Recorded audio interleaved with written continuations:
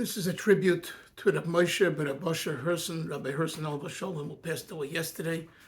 Chav Gimel, the 23rd of Tevis, Tafshin Pei Hey, in the English date 2025. The 23rd of January was yesterday. Anyway, I knew Rabbi Herson personally. I knew him before I went to his yeshiva in Morristown, the Lubavitch Yeshiva, and I knew him afterwards, and I knew him in the last few years. So I could say that what I'm going to say today is personal observations, personal feelings. You take it, you leave it. You can hopefully learn from it. Rabbi Herson came to Chabad, to Lubavitch, at about 15 when Rabbi Yosef Weinberg, who would travel to Brazil in the summers, particularly, I think, to raise money for the Lubavitch Yeshiva for Pnimi. He worked for the Rashag at the time. And he brought different boys, teenagers, to study at the Lubavitch Yeshiva at Bedford and Dean. This was, I think, in 1950. He came several months after the previous Rebbe had passed away, and he studied in the yeshiva pretty much from 1950 to 1960. It was 59, 60. And that's where, around then he started his work in Newark. We'll talk about that soon. So you could say that, the bulk of his years were in Taim Chetmimim. And he symbolized a tamim in the true sense of the word. People don't know this about him, but he was a very big Oved, an Oved Hashem. He davened for hours. He was a maskil in Chassidus. He thought deeply about ideas in Chassidus and on new Chassidus. And he was a very big Baal Menagen. On the early records of Chabad, there are a few solos that he has on the Nichayach records. And if you listen carefully, you'll hear what we call an adinut, an edelkeit, a refinement. And this came, the way I see it, from his avoda and his being a chassid and mekusher to the Rebbe and learning on Taim Chetmimim. So we could say that Bedford and Dean Lubavitch Yeshiva, that the Finikin have established here in America, made Rabbi Herson. That's understandably, it came from parents, it came from a background. He was 15 years old. Yeah, it wasn't just that he just popped up and he didn't have a background. He had a background, but it wasn't Chabad, it wasn't Lubavitch. It was a different upbringing.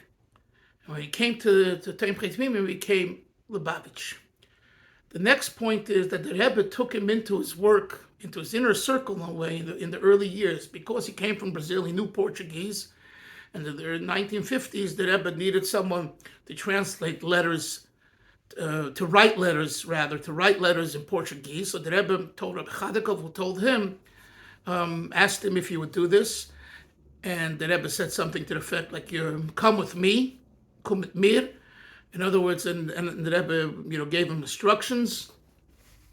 And the message was that what you read, you have to forget because it's so private. But there was no one else who could write at that time Portuguese, and that's a very, very significant thing. And no one knew about this for years. People, remember those that are left still, that sometimes they would see him in a corner somewhere writing, and they didn't know exactly what it was. So that's a very significant thing as well. You could say that he was chosen in a way to do this, not just because he was from the only ones or the only one that knew how to write Portuguese, but because his teva, his nature was such that it was a private nature. And I knew him. He wasn't a man who, flaunted his Hasidishkeit and his knowledge and his writing.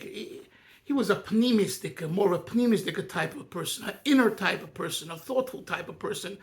And we know that the Rebbe Chadakov was that way. The Rebbe's inner people, closest people, were in a sense that way, that they had to keep kind of secrets and not, things were private, because the Rebbe got mail and information from all over the world, Rabbi Binyamin Klein, another secretary, was like that, with things that connected Eretz Yisrael, or that people wrote from Israel to the Rebbe, and politics and this and that.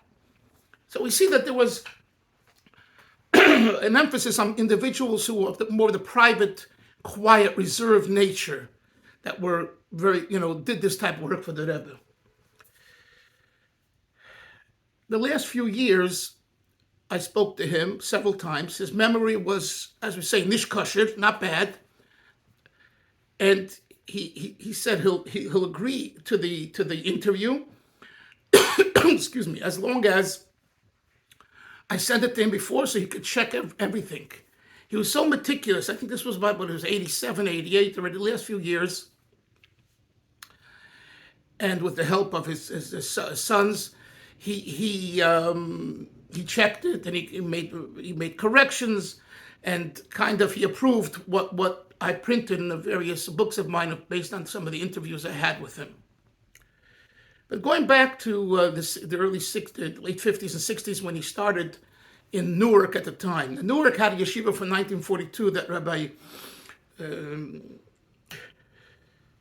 Rabbi Gordon started. But later, for whatever reason, that dwindled. The day school kind of dwindled, and in 1957, I think Rabbi Yisrael Jacobson started at a yeshiva for older Bochurim in Newark. And this was at the time a very good yeshiva, and had some of the best 770 Bochurim go there. There was also, they sent Gershon Mendel Gerelik to be Magashir, Mashpia. Then Rabbi Yisrael Friedman became the official Rosh Yeshiva, and Rabbi Herson was like the official Mashpia. Talking about like 1960 or so. His main thing, I heard from still Talmidim students who were his students, he was their Mashpia. They had a reverence to his Edelkeit and to his Avodah and to his Negina. And he wanted to continue that. And I was thinking about this yesterday. Imagine how many students would have been impacted from such a person. But what did the Rebbe do? He did like the Alter Rebbe did with Rabbi Yosef, the Balagola, Rabbi Yosef Beshenkovich, the famous story, the Chassid, who was a Rav, and the Alter Rebbe tells him at a certain point in midlife to go and become a wagon driver in Beshenkovich. He became, the word Chassidus would say is, from being a Baal Hagola, he became a Baal Hagola. Hagola means from learning and rinsing out and working on yourself and refining yourself, he became a wagon driver. It's a whole story, and he listened, told his wife told him that since the Alter Rebbe said it, like a midlife crisis. He didn't have the midlife crisis. The Alter Rebbe imposed it on him. And it was for one purpose, to save someone who I think was assimilated to married, and Alter Rebbe brought him back to Tshuva. The Rabbi Yosef brought him back to Tshuva. And then when he was already in the time of the Mitler Rebbe, Alter Rebbe passed away, Mitler Rebbe said, you did your Shlichus, you completed your mission, and you can go back and became a Mashpia, Rabbi Yosef the Balagol, in Beshenkovich. In a way, I thought of Rabbi Herson the same way. Here it was this individual who was Shliach to be a big mashpia. It would have had a big impact on Bochurim if he stayed in this line of schooling and teaching. The Rebbe says no. The Rebbe says, I want you to be the menahel, the administrator of the Yeshiva Pnimi in Newark / Morristown. He puts aside, he couldn't do both, and he wrote about this to the Rebbe and all that. And the Rebbe said, this is what I want of you, and he listened, and he did it. When we were in Yeshiva in Morristown from 1979 to 1981, once a year he verbringt with us. It was Yud Shvat. I'll never forget what he told us one time. He told us that Rabbi Chadakov told him that by the Rebbe's calendar changes every Yud Shvat, because that's the Yortzeit, and that's the day of the Yom HaNesias. That's when the Rebbe sets his agenda and calendar for the upcoming year, from Yud Shvat to Yud Shvat. That was from a Fabring in Yud Shvat in Morristown. And this was a very unique Farbrengen, because Rabbi Herson didn't Farbring with us throughout the year. It was only once a year. And it was very, again, special what he said and how he spoke, and he sang with us. So here we see that the Rebbe took someone out of his kind of prime and his best and brings him to another place.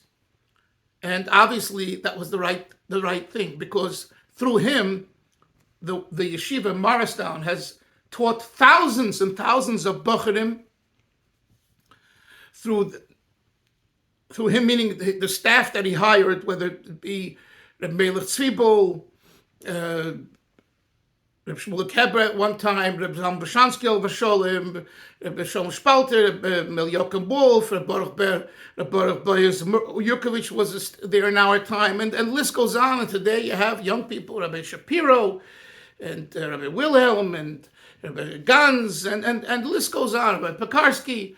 It's all very nice, but it all is because of Rabbi Moshe Herson. And this ties into another point. Rabbi Moshe Herson, people ask me about his personality and character. He was a very disciplined person. Part of the Pnimi that I spoke about earlier is discipline, organized.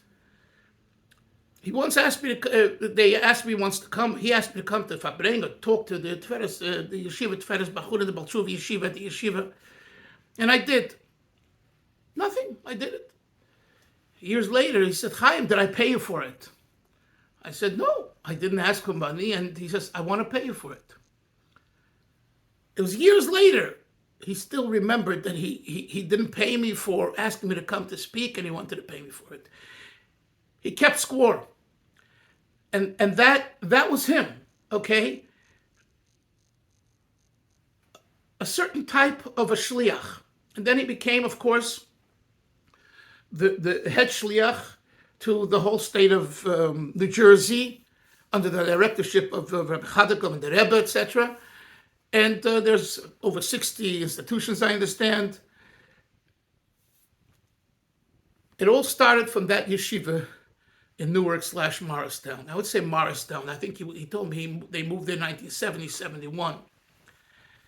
A lot of details, but now is not the time for it. So in thinking about his life, some other shluchim are more wild, more chaotic. And yeah, they'll accomplish more buildings and bigger buildings and this and that. That's one style. Rabbi Herson had a very different style. Being very meticulous, consistent, organized, and disciplined. And because of this, a person like David Chase and his board and people like that gathered around him, supported him, and built a multi-million-dollar edifice, not just Morristown but Tikva Way and many other things. For years he didn't have lots of shluchim under him. Okay, during my days there was no lots of shluchim under him. It was 1, 2, 3. That's it. The whole idea wasn't an idea that in the 70s yet. It started kind of more in the 80s, but from this center, from Morristown, the yeshiva, and I have such warm feelings. My best years were in Morristown. I always say that. In the winter, it could be sometimes 2-3 weeks. I wouldn't go outside except on Mivtzoyim Friday, where a friend had a van. He took us to the place. We did Mivtzoyim. We came back. Otherwise, I was in yeshiva. We learned there. We slept there. We fabreng there. We ate there. We joked there. We cried there. Everything was there. And having such a wonderful mashpir of Melech Tzvibel, who I've spoken about several times, was a tremendous plus to the entire environment. But the environment itself that was created in Morristown, Rabbi Herson is the one who made it happen, okay? Someone has to pay the bills. Someone has to say, this goes here, this goes there. And finally, I knew Rabbi Herson's family also from Borough Park, because his wife was a glotzer. His father-in-law, I think, was a B'yaner Chassid. He owned a grocery store, I believe, or fruit store on 18th Avenue. And was a very frum person. My father told me he remembers once shopping there, and he gave him more than the amount. My father said, I didn't buy this. And he said, this is what I do, so I make sure I don't because he used to weigh they still had those scales, and they used to weigh the fruit for how much it cost. He didn't want to cheat anyone a penny. That was his father-in-law. His wife, Alel Shalom Pearl, just passed away a month ago, pretty much a month ago. And it's interesting, they say sometimes when one spouse passes away, the other one follows suit in the next several months or year. Here it was less than a month. It's all from Mishamayim. He was 90 years old. He left children and grandchildren and great-grandchildren, of blessing. His son, Reb Osher, is Shliach in Rockaway, New Jersey, who I know from childhood. His son Mendel, who was a little younger, I know him as well. And his daughter, I don't know, but she married Chaim Brafman, who I know also from Yeshiva. Wonderful, wonderful family, all going in the way of Chabad and Torah mitzvahs, of course, and Rabbi Herson's way, the Pnimi's Dika way.